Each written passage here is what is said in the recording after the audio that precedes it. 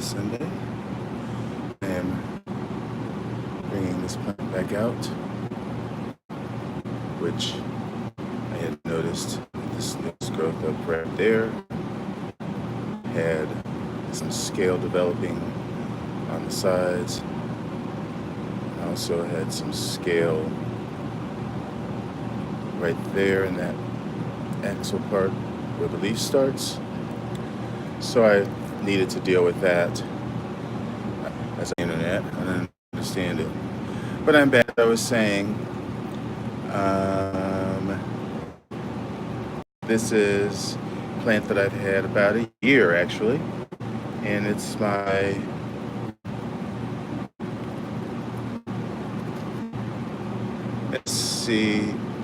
Seagull's gumdrop. It's chocolate drop crossed with Cernua. Had this about a year. I got this from Peter Lynn. Everybody knows I love chocolate drop. Even though I've had moderate success with it, but I noticed that it had some scale on it. On this suitable, the largest one is right there, and so I had to deal with that. So I'm just kind of bringing it back outside. Hey, Todd.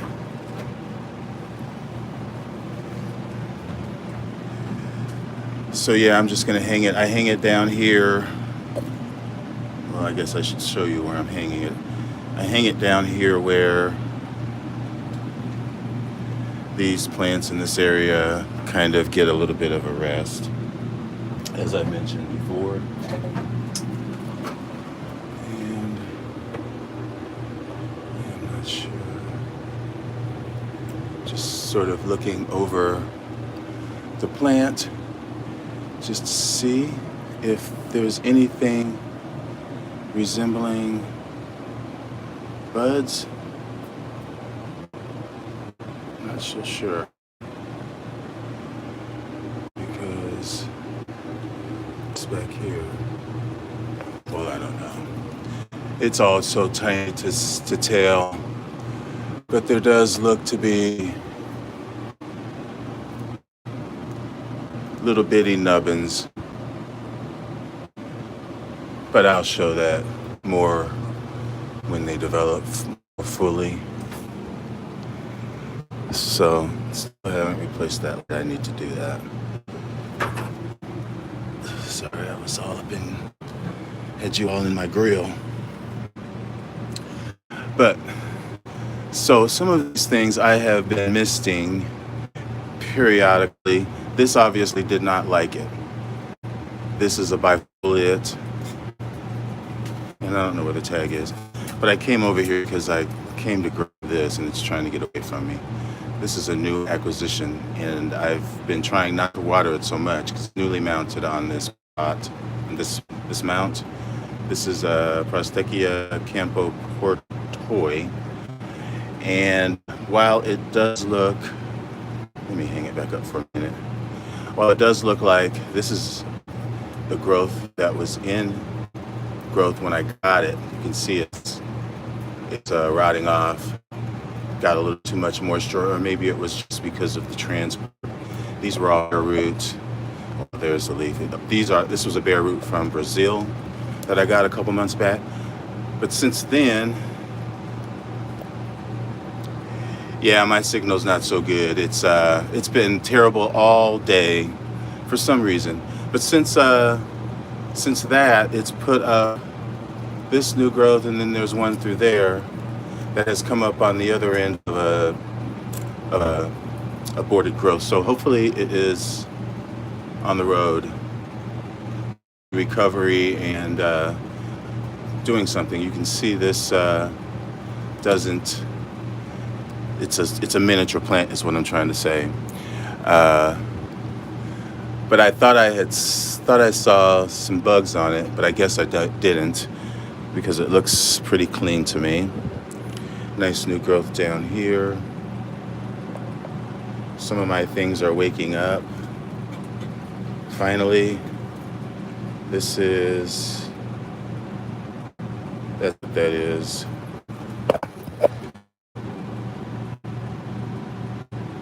Cat That's what it is, banana peanut butter.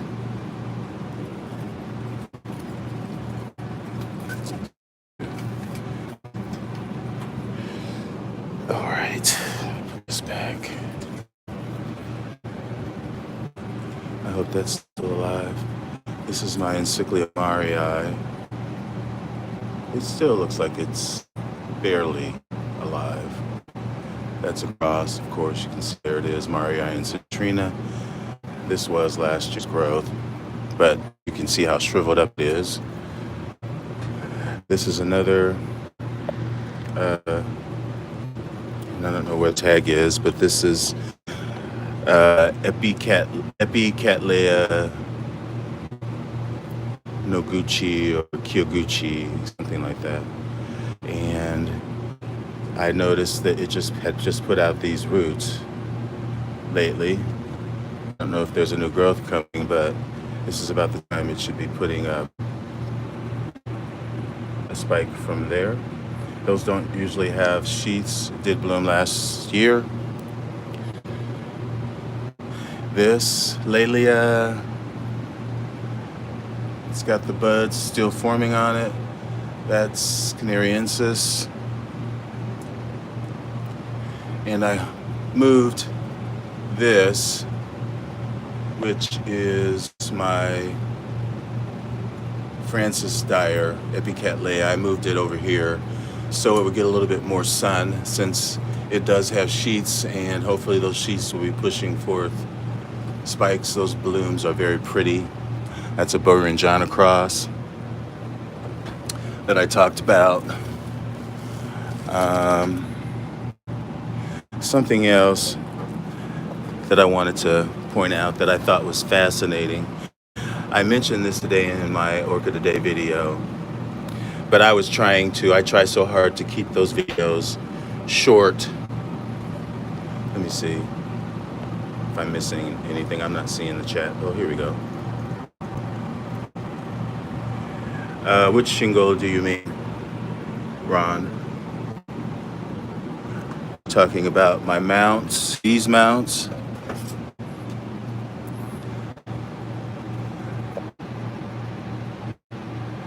Yeah, I struggle with that too. Today it got down to it's only 2 degrees right now outside, Todd. It was 1 when I woke up. So really brings the humidity down. I have all of my humidifiers going on full blast, and it still says that it is barely 8% humidity, and the temperature is a mild 65 right here.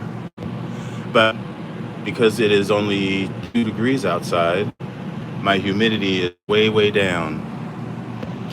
So yeah, I'm struggling too, but I hate it. But I would love for my things to be in the 50s. But I think if you're talking about these, I just recently mounted this on this plaque. It was well, I know I did an unboxing and a mounting probably a few months ago. So I will probably leave this plant on the mount as long as it is on the mount. If it starts to come over the mount, then I'll either put this on a bigger mount like such, and then hope it continues on there, or take the whole thing off and put it on something bigger. Well, anyway, I forgot to, I finally finished a project. Hi, Nina. I've been working on, speaking of mounts, I was planning on bringing out some finished mounts that I just finished today of just some cork, from old wine bottles. And I made a few, and I was just going to bring them out to get them off of my dining room table. But back to this plant, my sanguinea. What I did not notice, and I need to find someplace, but what I did not notice about this plant, because like I was saying, I was rushing to keep my Orchid a Day videos short. But as I came back out after I got home from church, I started looking closer at these bulbs, and there's bud. I'm assuming that's a flower bud. There, there. I mean, this is a very tiny pseudobulb, and I turned the plant all around.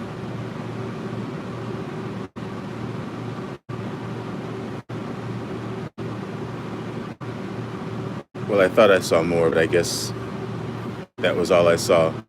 But I was pretty amazed at how that little bitty pseudobulb is putting a bud out. That's incredible. I don't know why it surprises me now. At the time, it looked like, oh, that's a miracle. But no. But yeah, those bulbs are pretty small. Yes. Well, yeah, we worship first, what, 20 minutes? And then it's worship after the sermon while they're doing communion. So yeah, we stand back up and sing more. That's what we do it. That's how we do it there. Yeah. But I thought that was crazy that those little pseudobulbs are putting out buds. Even this little bitty miniature one. I don't know why I think that's so funny. It looks like it's Lord of the Rings or something like.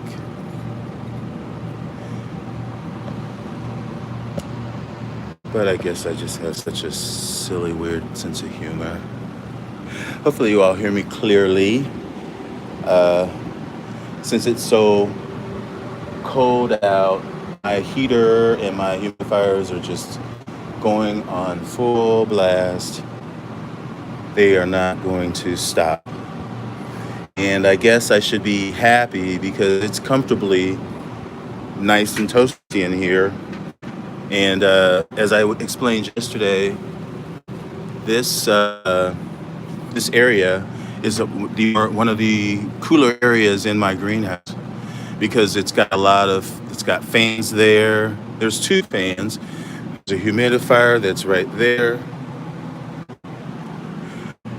And so it gets a lot of air movement, and this little pocket is a cooler area. It's like a little microclimate.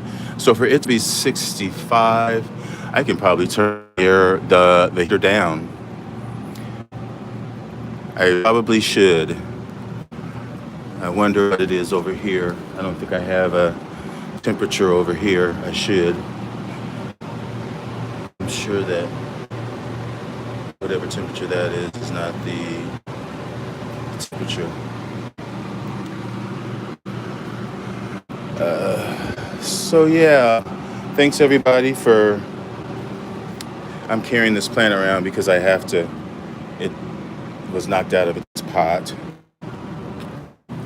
It is. I don't know how to answer that question. Warm or cold humidifier?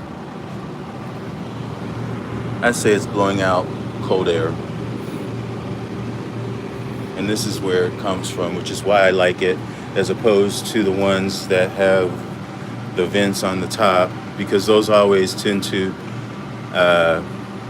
get moisture in there, and the motor always runs out over time. So hopefully, because this has a ledge on it, the water just runs over and it doesn't get in there. Hopefully it'll last me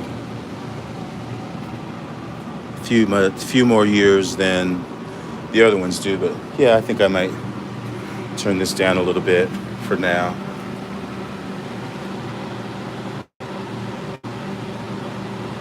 I might. Everything looks good there. This is a big disappointment right here, and I'm not sure. I probably should divide this. This is my Brassia. This is a hybrid Brassia. Here's the tag. Brassica rex crossed with Arachnoidea. And it put a lot of new growth summer, and I thought it would bloom. It's been in this bud. Let me see if I can see the date. It's not been that long, 3/18. But it does look like it needs to be cleaned up. This should be blooming now. This is a winter bloomer. You can see it's previously bloomed, and it's put out new growth after new growth, but none of them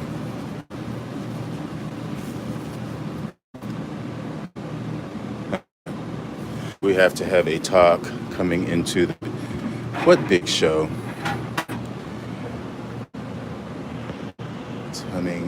You're talking about me coming to Tamiami?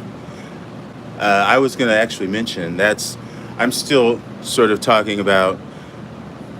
I was going to mention that I am really kind of convinced that I should come to Tamiami before I pass away. Not to sound so morbid, but looking at some of the video that I looked at from various people, I think I could tolerate that. The big dilemma would be how to get my plant home. That would be the big dilemma, because I don't know if I want to make that drive. I certainly don't have any friends of mine that would do it with me. So, I mean, I guess I could pack a suitcase inside of a suitcase that's empty, and I could just lay my stuff flat on in my bag and just mail the stuff home. I've done that before. That would be easy to do. Miami, about just coming and having a little orchid hunt there. I'll have to definitely take Todd's advice and pre-order. I mean, I would assume you would have to do that in order to get the best plants, unless you're one of those VIPs that are sitting there sipping gin and juice the night before with the big wigs, and I'm sure some of you guys are in here. But yeah, it's a rat race, and so you have to pre-order. And I did clean that out. It's still roughly pest free. I will still be checking that as I'm doing it now. Well, I do that in Italy. As I posted those smugglings, those unboxings. I'm not sure about that. I don't pretend to follow sites. Guess I should, but I'm honest about it. I own my shit, so sorry. Anyway, I was going to show this. This is my Anceps, because there was a debate, and it was a debate about Anceps, about watering it and the temperature, and whether or not it should still be plump throughout the bloom season. And you can see how mine looks horrible.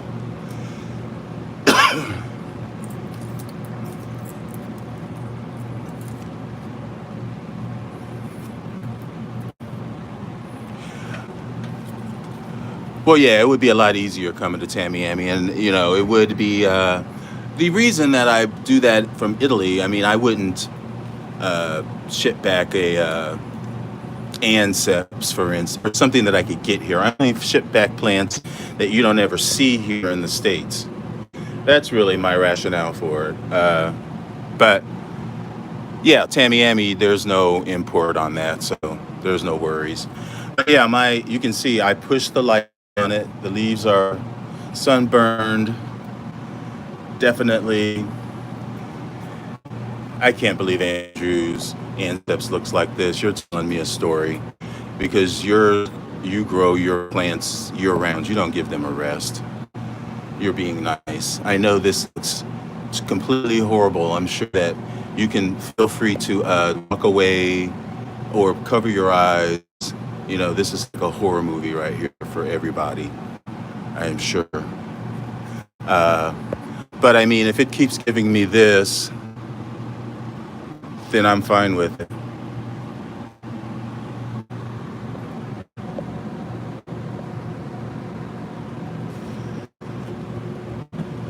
Well, yeah, I do the same thing. I do the same thing.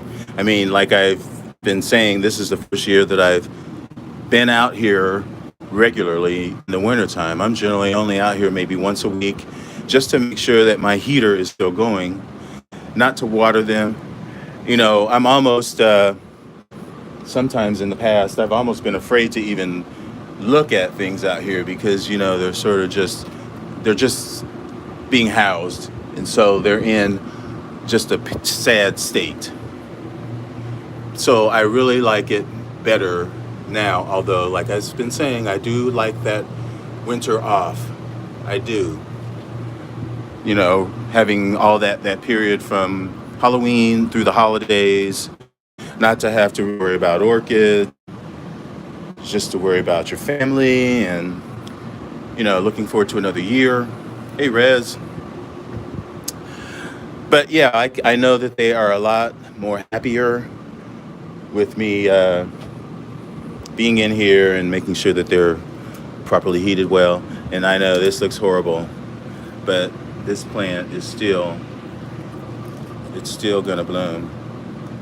And this is cold damage, and I know that this is probably because it looks like it is slowly going through the whole plant. It looks like it is slowly going through because even the newest growths just don't look so right. I mean, they look like they're not going to make it. They don't. So I know that I'm going to be looking for another one. I mean, I hope that it still survives, but you never know.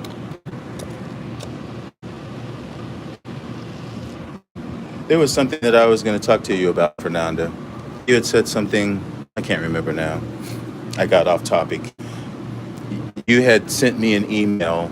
No, you had responded to one of my videos with a question or something, and I was going to address that. And I can't remember what it is.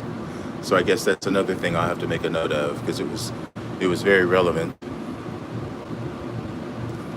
But, you were talking about how it's clean. And I guess that's what I'm talking about. That it's so much nicer. I wouldn't be filming out here if, well, number one, if it were cold out here. And if you could see my breath, I wouldn't be out here. And number two, I wouldn't be filming out here if there were there is debris in places. But I try to keep it, this is much better than what it ever has been in the wintertime, ever. And, I'm hypersensitive to clean, and my mother was, mommy dearest. I grew up with that. She was pulling me off the playground on Saturday mornings, stopping us playing tag so that I could come back and clean the shower again. That would happen maybe twice on a Saturday while I was out with my friends. So I'm used to cleanliness, but I was also used to nothing, not having the break in the wintertime.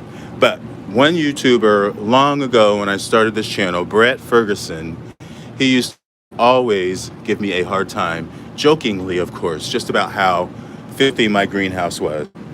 So it's because of Brett. And I think he's not even on YouTube anymore because he used to have a channel, and I still see him on Instagram and Facebook, but I don't think he's on YouTube. Brett Ferguson. He's from Ohio or somewhere. But anyway, he got me every time. He would always point out my blooms, but then he would always point out the leaves on the floor. So it's because of Brett and because of you guys that I want to be filming, or I'm so self-conscious of filming, and then I look back to see what blooper I had, or if I called a Paphiopedilum, a Phalaenopsis, or something silly like that. And then I look and see all that crud under there. I think of Brett. So, but that's silly. And this is my other pile.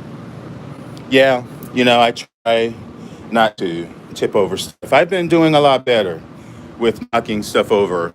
If I'm knocking stuff over, it's usually from above. I'm usually hitting my head on something and then it falls out of the pot, which is what happened to that one over there. Because that used to actually be right here. So, but yeah, I thought you were talking about there is a show coming up. This is show season, but I figured you were talking about Tamiami. But in my mind, I'm thinking also of orchid shows coming up. I'm going to St. Louis at the end of the month for the Botanical Garden show there. But then we have our show, my club. Here in Champaign, we have our club. We have our orchid show, our spring show in March. So I'm kind of thinking about that. So show. There's so much. Plus, there's the show in Chicago. Well, yeah, there is room to organize, but this is the first year. I think probably I mounted more things. I've been mounting Cattleyas. Like this is something that I mounted. This used to be in a big pot.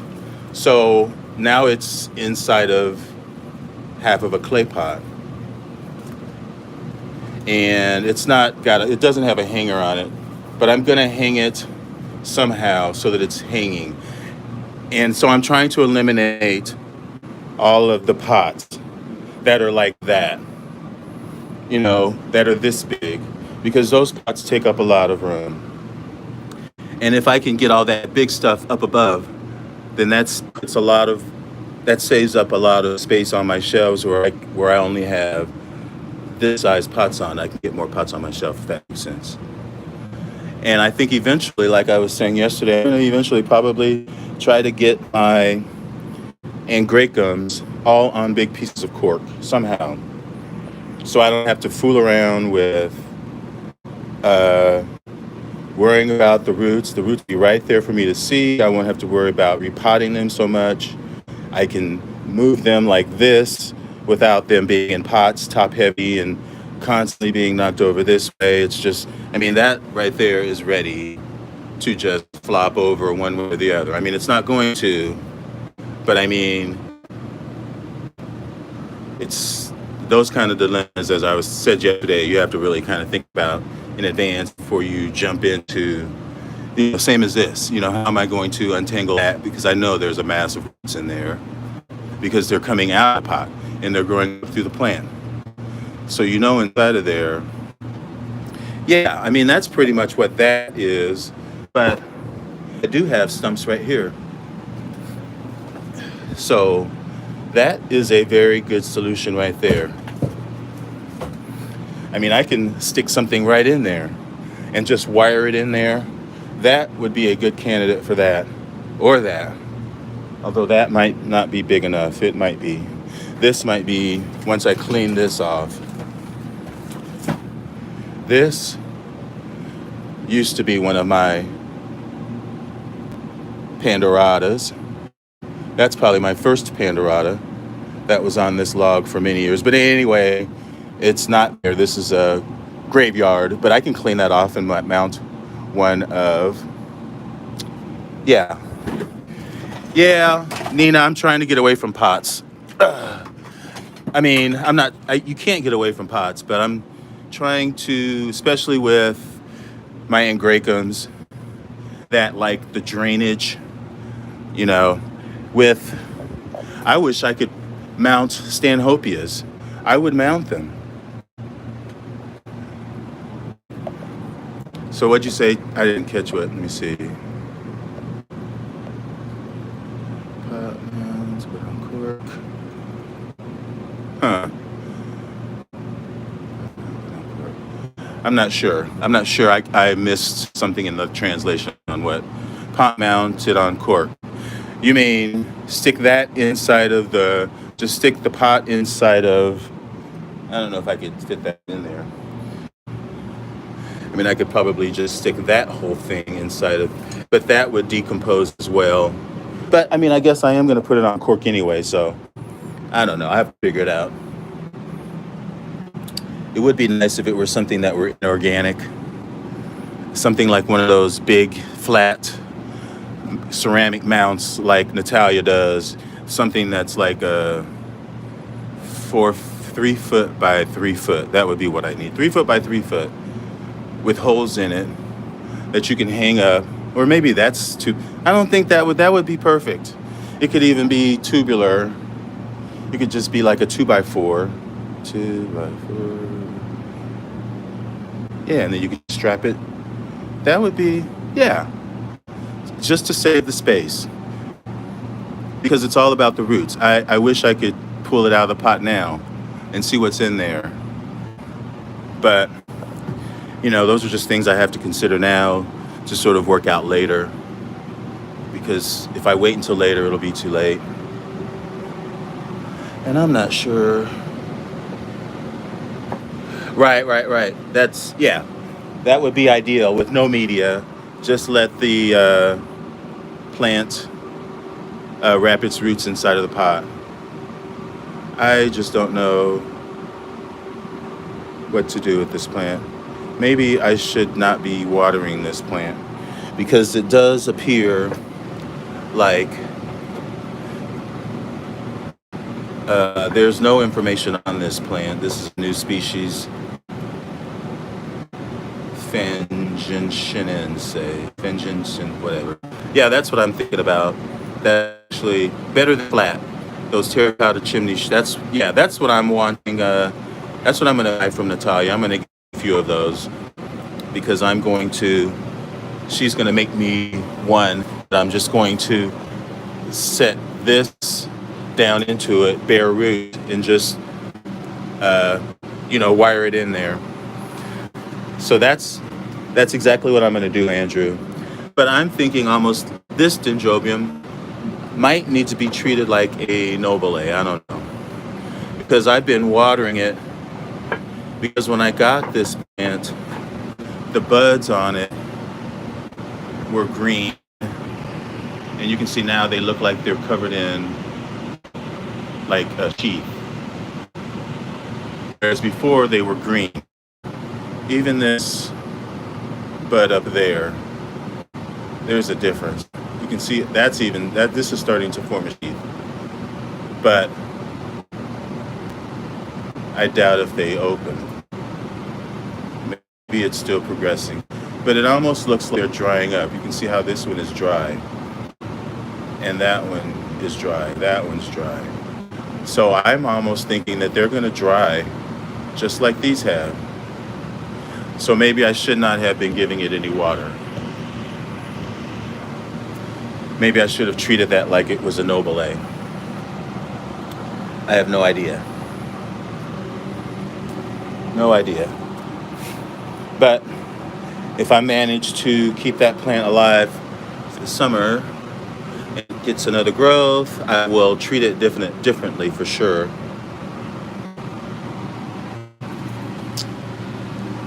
Still sheaths in here. Really was expecting those to do something.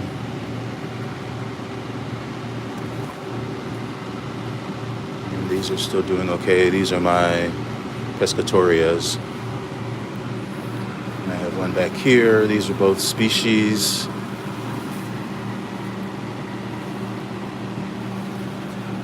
These were imports that I got in the middle of the summer, or maybe late, from maybe it's been last year. No, these were this year. I got those from Columbia Orchids out of San Francisco, and this is another cross. This is Equistania crossed with Bolea Ecuadoria. So I'm gonna have to repot soon. This is just in spec. These like a lot of moisture. They like shade, more intermediate, but they like constant moisture. That's why they're staying in more or less water. So yeah, folks, who has... Oh, I know. Well, we were talking about Natalia. She makes those by hand, those terracotta. She's on Etsy, and her website is something. Maybe it's just one more orchid. I can put it in the description, but if you look back at my, just look at, just go to YouTube, just one more orchid. You should already be there anyway, because she's got such a nice orchid garden. Plus, she has a business. Plus, she's a good personality. So yeah, I don't know what this is going to be. This is my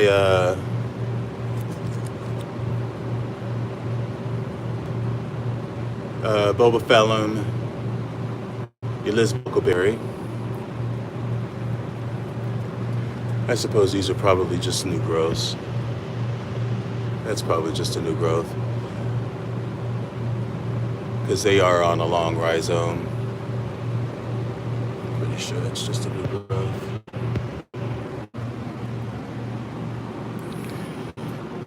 So yeah, I'm missing much of anything.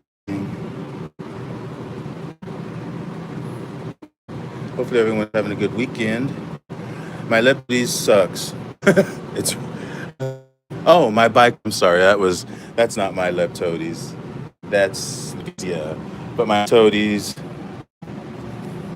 The only one I have left after I divided it, it's doing okay. I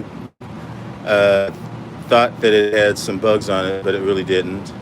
It doesn't look like it's got blooms on it, but really I just repotted it about a year ago, and it took a while for it to establish itself, and it did actually took a while for it to put out any sort of a new growth on it, because it just sat there acclimating to this chala wood. I'm not even sure which one it is. I think it's a cross. I think it's no, it might be bicolor, but I got it from Alan Koch. Yeah, I mounted it in 2018, and so it's just now giving me new growths, and there's quite a few. So I'm hoping that it's over its sulk. But that's my Leptodes bicolor. Nice. They bloom small. They don't have to be big. That's what's so good about those plants, because I remember when I got my Leptodes, I mean, they were this small. And I thought, well, they'll never bloom. And I mean, they do bloom that small. So that's just what I've learned. So yeah, I don't think there's much of anything else to show you. Not today. So I'm going to probably get back to my game, or seeing what's going on with the game. And I will be back around tomorrow, I'm sure, with my video, as I'm sure you all will be. And I appreciate you all so much for watching my channel, because I know you guys are all have lives, and you're all busy, and some of you all have your own channels, and so I know how it is. But I appreciate you taking the time out. Oh, my prize in my collection. Wow, that's a good question.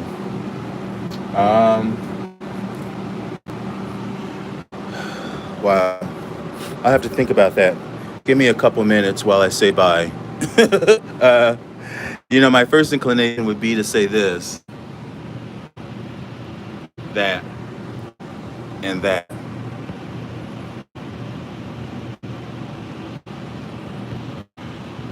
That's probably right now, or probably this right here, my daffodil, because this is very precious. As far as the size of that plant is kind of rare. That's my Eranthes unreachy, as is that one. Bye, Todd. Good to see you. Talk to you. But yeah, this is probably my Cattleya morbisi daffodil, because of its significance as an heirloom, and it blooms for me every year. It started blooming for me twice a year, and every new growth it puts up. Wow, my Brassavola collection. You know, that's tough because, you know, I could do that when I get them all outside, but especially now since, because I'm still kind of taking inventory with my Brassavolas because Brassavolas was what I lost a lot of. These are my dead Brassavolas right here. So it's kind of hard to do a Brassavola video right now. I mean, I could because I still have a lot of them, but I'd have to gather them all together, and I don't know. It's kind of hard to do a video on Brassavolas when I just freaking lost 20 of them. So I, not really somebody you should be asking to do a Brassavola video, but I will. Yeah, I mean, outside would be great because what I really plan to do is when I take them all outside. You can see I have Brassavolas up here, all over. I could, but I wouldn't be able to do one. I guess. I mean, if you want to do it, it would be a long walk through and stopping at every Brassavola or Brassavola cross. It would be a long video. Maybe I could do that on a live. I could do that on a live, to be honest. I wouldn't mind doing that because some of them are in better shape than others. Some of them are in better shape. These are some that I got from Nats last summer. I'm sure you remember those. This is an import that I had from Italy. You can see how terrible that looks. I think that's cold. So yeah, that video that I could have some more up here, and I could probably do that on a live. Maybe I will do that. I will probably, I can probably do that. You just gave me a great idea, Rez. I would do that. I'll just plan on maybe, if not next Saturday or next weekend, I can do it. Yeah, I could do it in 2 parts. But I think, I mean, like this video is 45 minutes already. I could have already done my Brassavolas. I could have. I mean, here's one right there, my little Mickey Mouse, Minnie Mouse, whatever it's called, that I got from Bill Tom's.